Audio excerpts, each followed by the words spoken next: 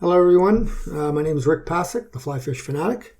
In today's video I'm going to be tying a black and red, or actually orange headed fly. I haven't come up with a name for it yet. My wife wants me to call it the red headed fuzzy butt, but we'll see.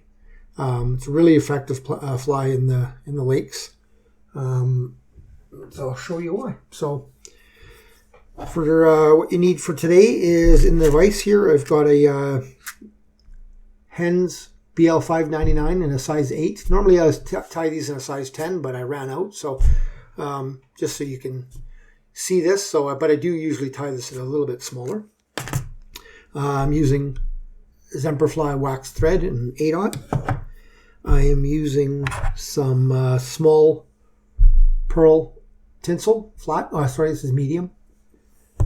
And some black ostrich and a black pheasant fiber feather. This is actually was harvested here in Alberta. So to start, as always, just start your tying thread.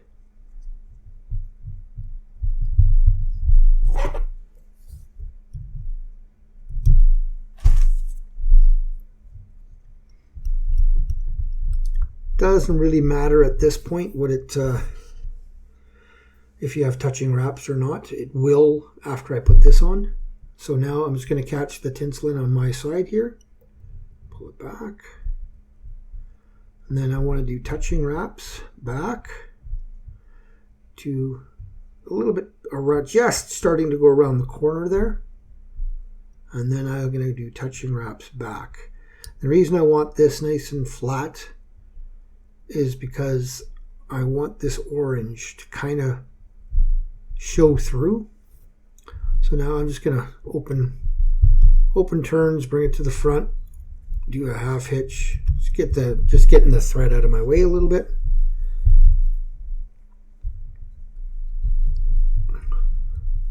I'll do one wrap on the bare hook portion, and then I'll start wrapping it forward, touching turns, or overlapping turns actually. Just overlapping. You don't want to overlap too much because then you won't see the orange coming through. So I do about that much. I'm going to bring my thread back.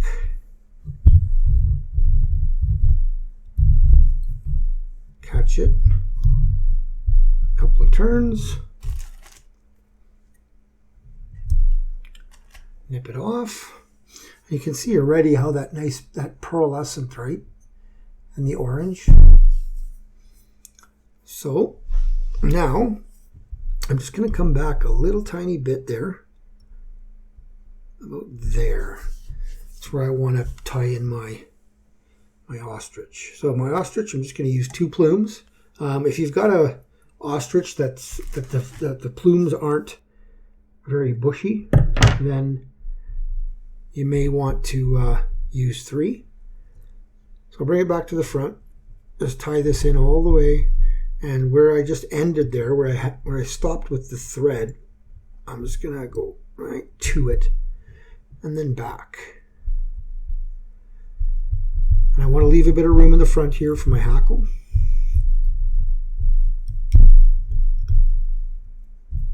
Okay.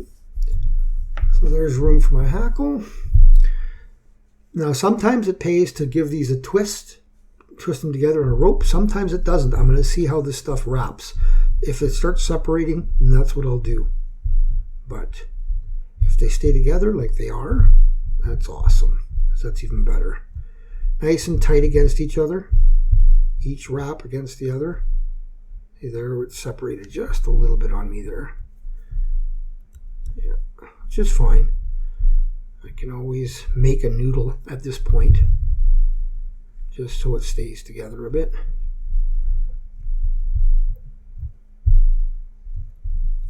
Then I'm going to bring my thread over, lock it,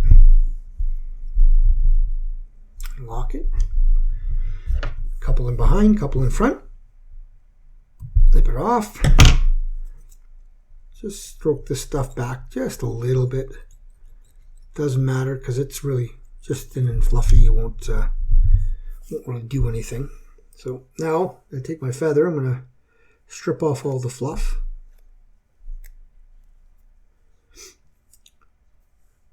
And I'm going to grab the point. And I'm just going to push back everything here till I find a point. I'm going to actually take a little bit more off the back end there. I don't want to have to deal with that after I've wound it. So I'm going to go right to, you can actually see that there's a bit of a broken feather there. That's where I'm going to split it right there. I want that right about there. So then I'm just going to nip this off, leave myself that little triangle tie-in point, have it on my side here, tie it in, just get it nicely tied in. You can do a half hitch or you can just use your whip finisher, just one or two, just so it doesn't get knocked off.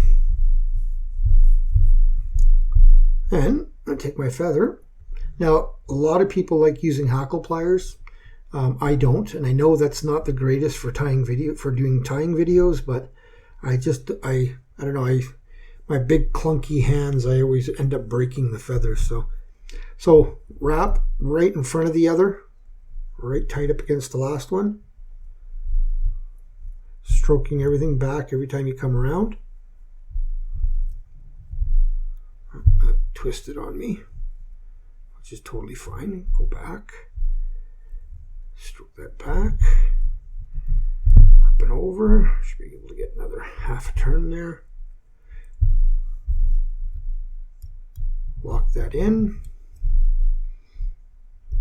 Bring that stem back. Wrap over top of the stem.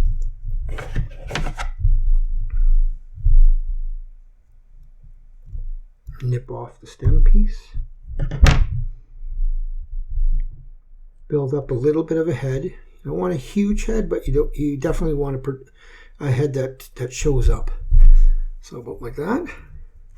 Take my whip finishing tool, 5 or 6 turn whip finish. Bring it in.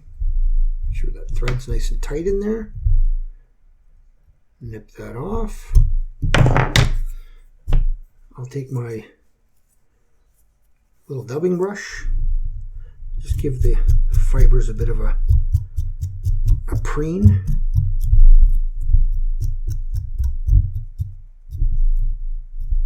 And I will take just a little tiny dab of head cement.